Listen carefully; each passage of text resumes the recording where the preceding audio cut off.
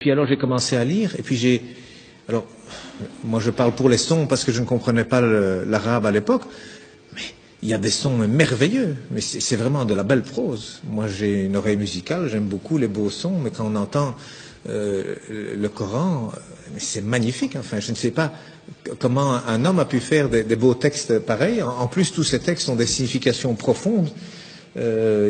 Il n'y a pas une erreur, il y a des gens, des médecins, des scientifiques qui ont fait des erreurs, des recherches sur ces livres saints. Ils trouvent des erreurs dans la Torah, ils trouvent des erreurs dans la Bible, et ils n'en trouvent pas dans le Coran, rien.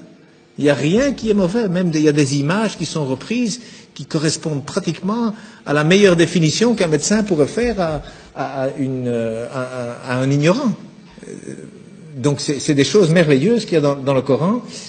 Et en plus, moi j'ai découvert récemment la formule de la beauté, comme on dit, c'est-à-dire qu'aujourd'hui la beauté c'est quelque chose qu'on calcule mathématiquement, hein, donc il y a des formules pour savoir jusqu'où il faut mettre du rouge à lèvres, jusqu'où les sourcils, il y a un coin à respecter qui va du coin de la bouche, le long du nez, jusqu'au coin de l'œil et le début du sourcil. Donc ce qu'il y a là, il faut l'enlever, et puis il faut aller du coin de la bouche à l'autre coin de l'œil, jusqu'à l'autre fin de sourcil. Cet angle, il doit être exactement l'angle qui correspond à un rectangle où il y a cette proportion, la beauté mesurée, comme on appelle, que d'ailleurs Fibonacci a découvert lorsque les chiffres romains ont été éliminés et remplacés par les chiffres arabes. Alors, ils viennent d'Inde en réalité, hein, avec le sifr, le zéro, hein, en arabe ça s'appelle le sifr, donc c'est devenu les chiffres plutôt que les nombres.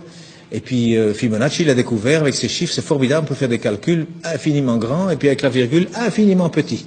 Et il a découvert comme ça que la pyramide de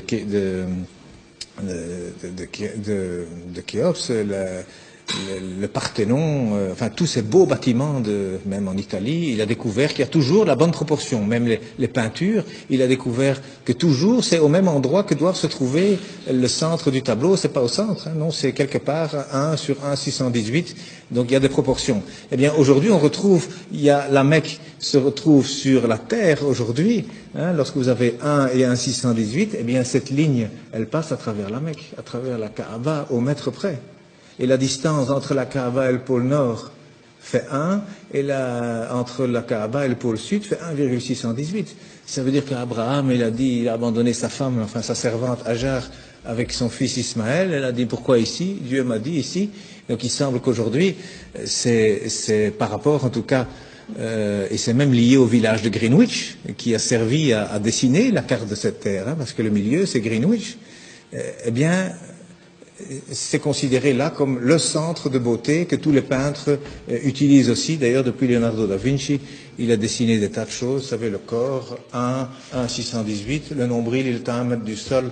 La taille idéale, c'est 1,618 m. Donc, il y a plein de choses. Les dents même, la dent du milieu, elle fait 1,618. À côté, elle fait 1. La bouche, elle fait 1,618. Le nez, il doit faire 1. Et il y a des chirurgiens esthétiques aujourd'hui qui utilisent ces mathématiques pour corriger les visages. Eh bien, il y a un verset qui contient la Mecque dans le Coran. Hein, eh bien, le verset, il fait 47 lettres, divisé par 1,618, ça fait 29. Pile poil le début du mot Mecca. Enfin, c'est un bas de Becca, mais c'est pile poil à cet endroit-là. Donc, je veux dire, quand on découvre des choses comme ça, et il y en a encore, hein, dans le Coran, il y a des vérités comme ça mathématiques, on se dit, c'est quoi ça?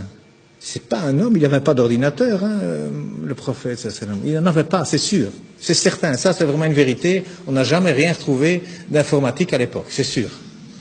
Et ça a déjà été testé, à mon avis, 1 million de fois. Ça fait partie de la science exacte. Mais cet homme, d'où est-ce qu'il a cherché ce texte? Il y a plein de choses comme ça.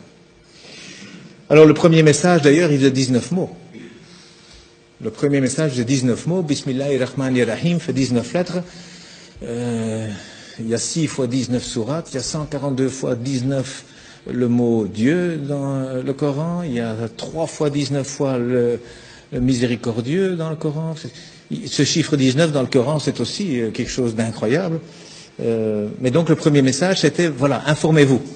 Au lieu d'interpréter, d'abord le savoir. D'abord savoir de quoi on parle.